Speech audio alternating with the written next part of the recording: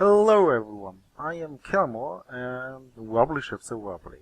So, this is my entry to the KSP channel, Challenge Sea Space on Microparts. I decided to go for this rocket and this huge launcher. Well, my PC almost killed me for that, but it made it finally.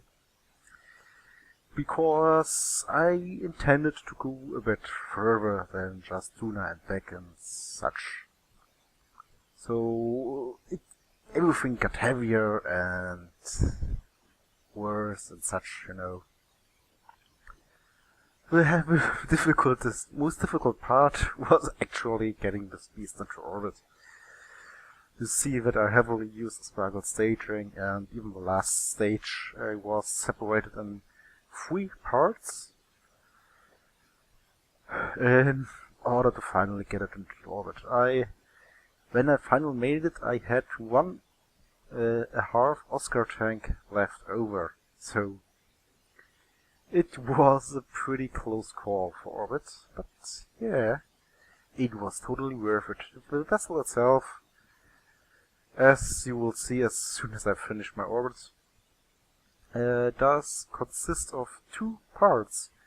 First, a driver section with iron powered and a lander. Yes, I am very well aware that landing does not provide extra points. So, I am preparing myself for the first target, Duna. It took me several burns in order to get the delta V. In order to get the velocity for the transfer trajectory. And 5 or 6 runs I had to take. Because of that I also started the whole process some degrees earlier. So now you can see at the last stages of the transfer burn and the whole spaceship actually without energy. For some weird coincidence, I had decided to do the rest of the burn while after it left the shadow of Kerbal, but for some reason right inside the shadow of Kerbal suddenly I had energy, and I misjudged it and ended up without energy anymore. So yeah, we did reach Duna, and now we do our error capture in low orbit and with lovely fiery effects. Or not, because I made it the magic. Well, things happen, but you know, the error capture was really successful, and everything worked out as I intended. So I was starting to move to my next aim, to Tylo. Yeah, Tylo was also the first moon I intended to land on. Why landing? Well, because it's awesome. And additionally, it was my first time I did ever land on Tylo. Before I just had sent some probes over there, so I thought it would be a good opportunity to also do headshot. So while I am doing the orbital capture for Tylo, things are going to get better. I've almost used half of my iron fuel, but things will work out. The landing itself went, well, pretty smooth in the second try actually, but yeah, it was mainly because in the second try because I overestimated the thrust of a ant engine. Yeah, you can see that I just aligned myself so that up is up and such.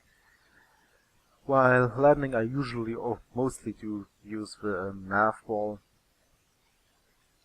because if you try to focus on the nav ball and on your vessel, you can easily get confused when things are pointing in different directions on different actions, you know. And when you get confused and everything screws up, so I just use an apple. Except for the case that my landing site is so high up that I still get the orbital velocity view instead of the surface velocity view. So this was Tylo. I waited off screen for some time in order to get the correct phase angle for Eve. Some short docking later, I started the escape burn from Tylo and Tumbina at that point, with some lovely sceneries. I am leaving Duna and approaching Eve. Well, of course, that tedious node searching and burning through the nodes of an iron drive, which took several hours at that. I'm just spared out as always. So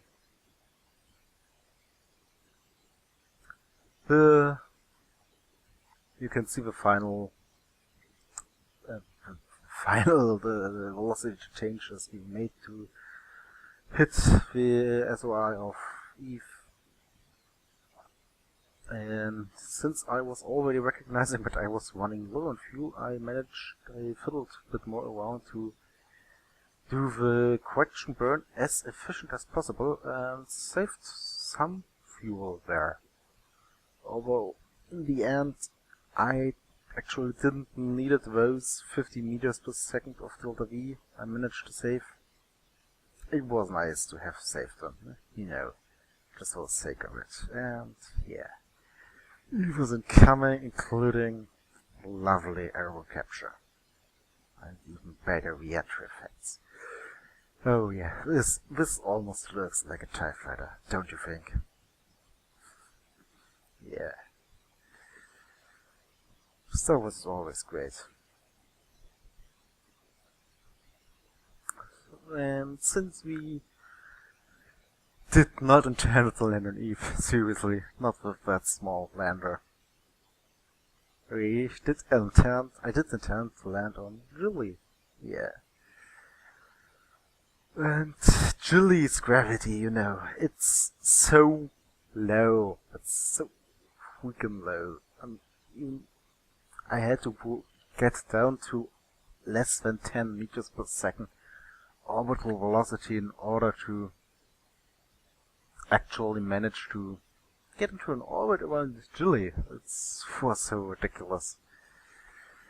But I was only surprised that these numbers are so low, because it was my first time I ever orbited Julie, and I was going to land on Julie.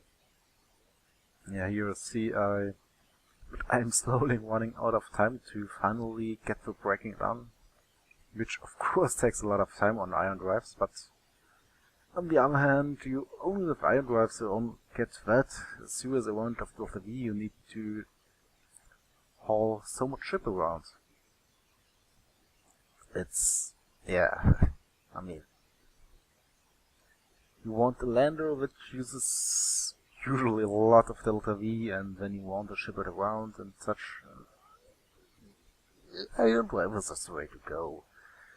And intentionally, I also wanted to have 2 or 3 xenon tanks being ditchable by separating and having a separate Oscar tank, but I had so much trouble with launching that beast into orbit that I finally dropped that idea and just removed the Oscar tank and also left the decoupler there in order to just get the whole vessel lighter and finally get into orbit. The actual landing on Julie I somehow forgot to record. I'm so sorry for it, because Julie is one of the planets where you get moons where you still can get the orbital velocity, as you see there, while you are on screen, while you are on the surface. And all the velocities involved with Chili are so low, I mean, you're just tapping the engine and suddenly on an escape trajectory. It's so ridiculous. And this time I'm going to show the docking a bit more in detail. It's basically just aligning the ships to each other, pointing their vectors into each other, and letting the magnets do their job. The magnets on the Clampwood one are ridiculously strong if you're using such little ships. So finally, with only slightly above 1 kilometer of delta V left, I decided to finally return to Kerbal. So I actually did the burn in 2 stages, because first I burned the liquid fuel and oxidizer with my end engine for saving delta V, you know. Liquid fuel and oxidizer is not compatible to xenon, so by burning that first you save the delta V. You do not need to accelerate it when you're using your ion drives, and I wasn't intending to use the end drive anymore, so I ditched the fuel first and then used the ion drives to do a regular burn. I managed to do the all burns in the correction burn, which I'm going to show now, with 200 meters per second of fuel left. And as a neat trick, if you know that you get the inclination absolutely right, is when the resulting orbit after the inclination is, well, pretty similar to the orbit you had just before. Yeah, and finally the landing. We are coming in hot on KSP, I can tell ya. Oh yeah. Mach effects and parachutes. This thing would have been blown away, but it didn't. And so we're landing really close to the KSP. I must admit I'm proud of the landing. Yeah. We're not. But there we are, home, with scientific stuff and 2 moons aboard. And everything's safe and sound, so I hope you had fun. Goodbye.